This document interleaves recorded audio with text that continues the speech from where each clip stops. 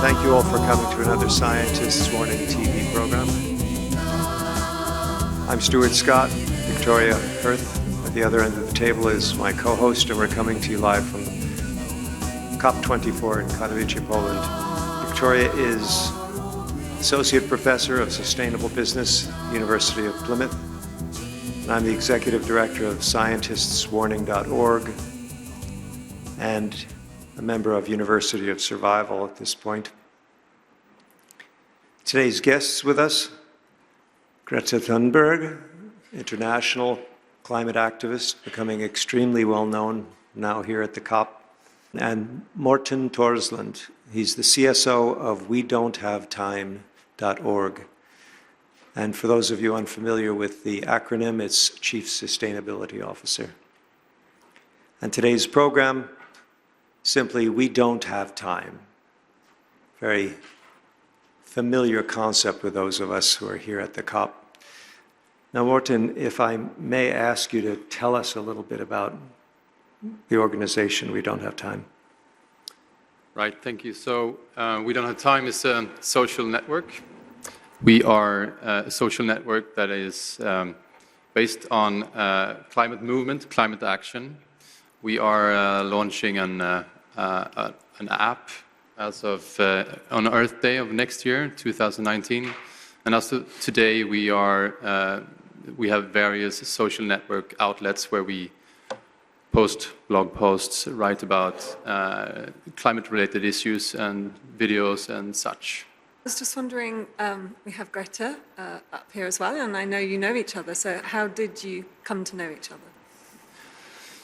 So the first time that we got to hear about Greta, we didn't know her actual name. It was our CEO, our founder, who was informed about someone was taking action, climate action, doing some sort of strike outside of the Swedish parliament. This was in August, I believe. And the very first day, which was a Monday, I think, he was on his way to work together with a colleague, a photographer.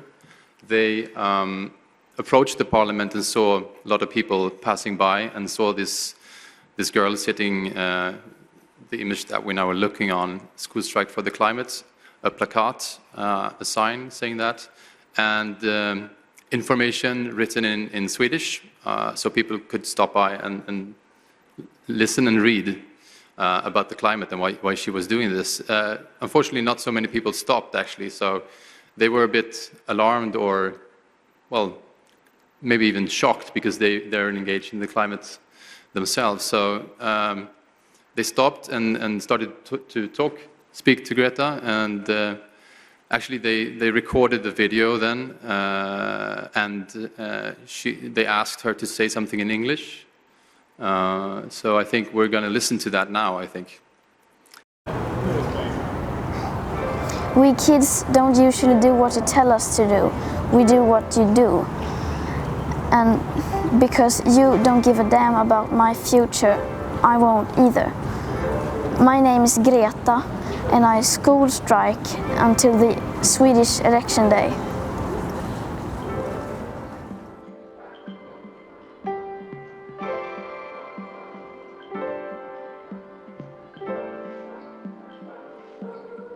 So Greta, what did you think when these fellows approached you?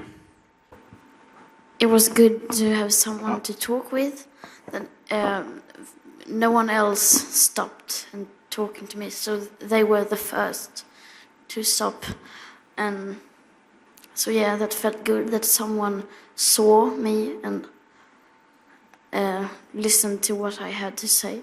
So that brings us on to your organization. So obviously there's a lot of alignment between what you're doing. Can you tell us a little bit more? You talked about social network. Could you go into a bit more detail about what you do?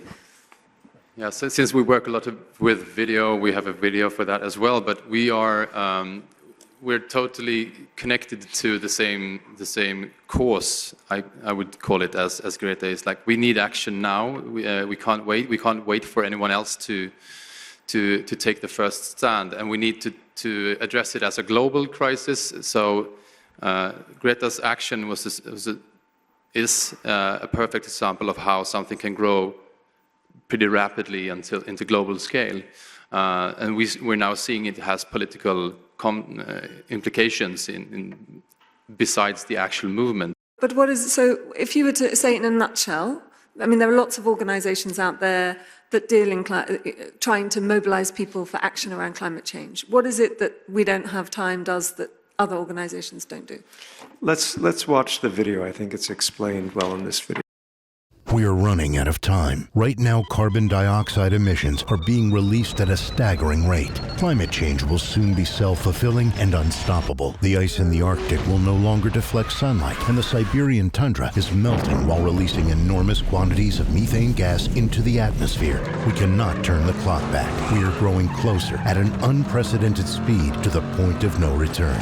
But there is still time to stop the emissions. So why do we not introduce a carbon dioxide tax now? Why is it we are not shifting to 100% renewable energies? How is it that nothing is being done? We have a solution. Right now, as we speak, we are building a social network, an arena where you and millions of people around the world will be able to watch who is really doing something to put an end to the climate crisis. An arena where you can look into what your politicians and business leaders are doing about climate change. Do they in fact take it seriously? Are they doing their job? Love bomb the ones in power that are actively looking for solutions, and climate bomb the ones that must do more. Nobody likes a bad rating. Nobody wants to be held accountable for the climate crisis. When the pressure is felt by the people in power, they will no longer be able to deny, mislead, or hide. They will have to change their ways. This is a time when together we can solve this crisis, a time of great change.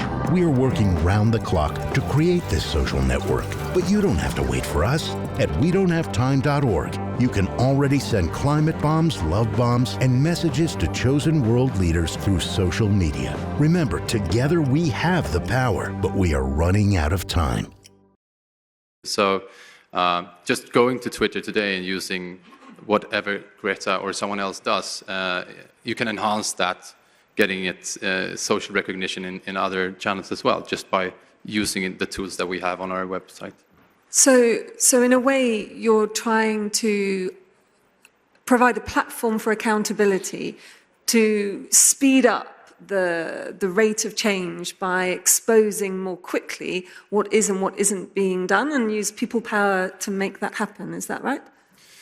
Yeah, that's right. So we're also aiming to be different in that sense, that we want to connect organizations, people, peers, so civil society. You would see yourself as an activist and or as a consumer, or whatever you like to call yourself. In different situations, you would use this power to put pressure on those that need more pressure, and you would lift up those and follow those that are doing good. So now, yeah. I know that We Don't Have Time is big on no-fly, and we'll talk about that in a moment, but I know that's also a big theme with Greta, that she got her family to stop flying, and it was a career-changing move for her mother, at least, who had a very successful operatic career that she gave up because it required so much long-haul flighting. But would you tell us about the no-fly concept that's in We Don't Have Time? Okay, so there's been a lot of, it's easy to have online seminars, WebEx and such. We are now at a place in time where it's not, there's discussions around the aviation and its carbon footprint. We're beyond that, I should say. But still, most people travel to these conferences that we are at now. So we provided a different platform. So we have an online, the first public no-fly climate conference that was broadcast to 9,000 people on Earth Day of 2011.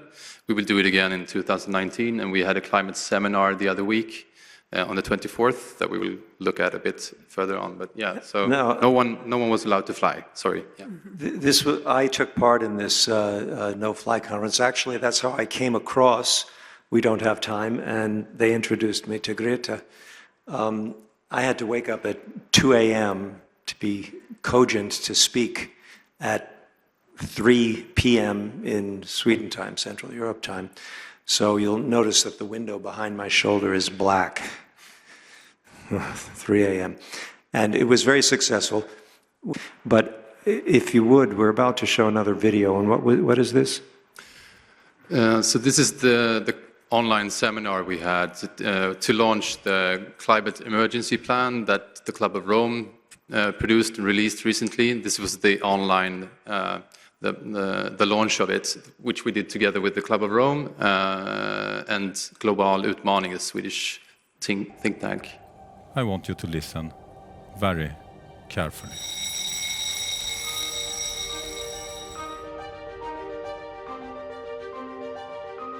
We used to talk about climate change as something in the future, but it's with us now. We must move fast. This is 0 hour to act on climate change. Human beings and the natural world are on a collision course. The world is on track to be unlivable. The anxiety was eating me. The largest segment is either not very or fairly just a little bit concerned. This is not a drill.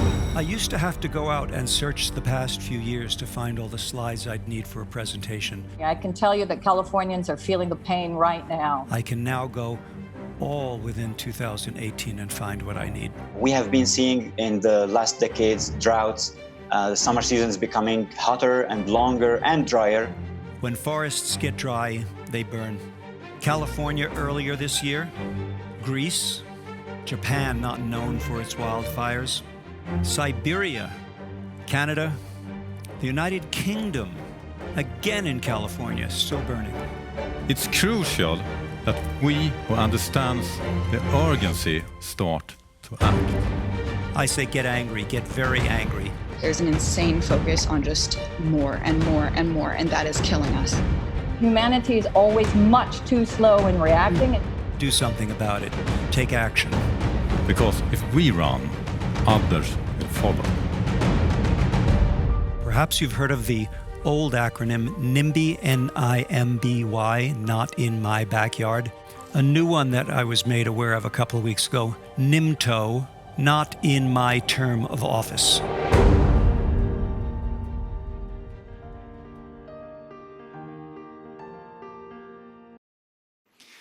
So maybe, Greta, we could just ask you now, what did you think of that conference? I don't think you were involved in that conference, but what do you think about the concept of a no-fly conference? Do you think that will have an impact? Definitely, because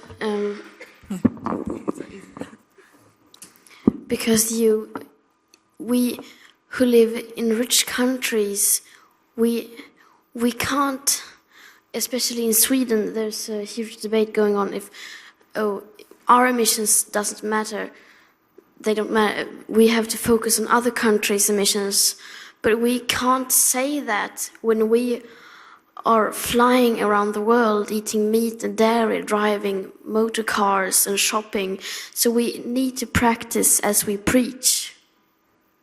So in order to reach the world and do global impact fast, and we all know the urgency. There's untapped potential, we think, on the cultural scene. So music is a language that speaks to more people than those that come here, for instance, today, and that watch this broadcast. So we have a video on YouTube, and we have a song that's up on Spotify, produced by guys called Sustainable Soundtracks, and we're going to watch that video now, I think. This one goes out to planet Earth.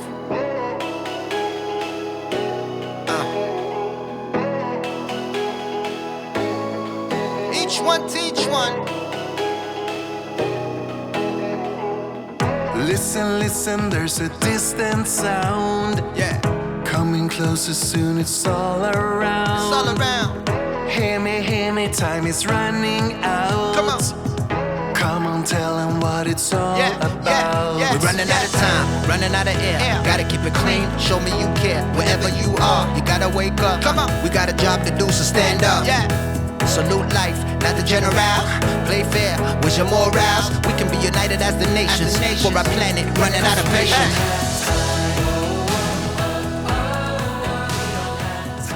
Well, I'd like to, you too, Bono, if you're listening, I think you just do a fantastic job. We can put you on the website and make it go global. We'll go for them next. Yeah, we start off here, but yes, it's moving. It's attracting a lot of viewers and some listeners too. So yeah, let's hope. Okay, and I actually brought us can I get a close-up of this from the cameraman? This was created by a friend in Sweden who I met, who actually is the cellist for Greta's mother. And it's my way of joining the climate strike. I stopped working for money about 10 years ago, and I've worked for the climate ever since. This is my statement.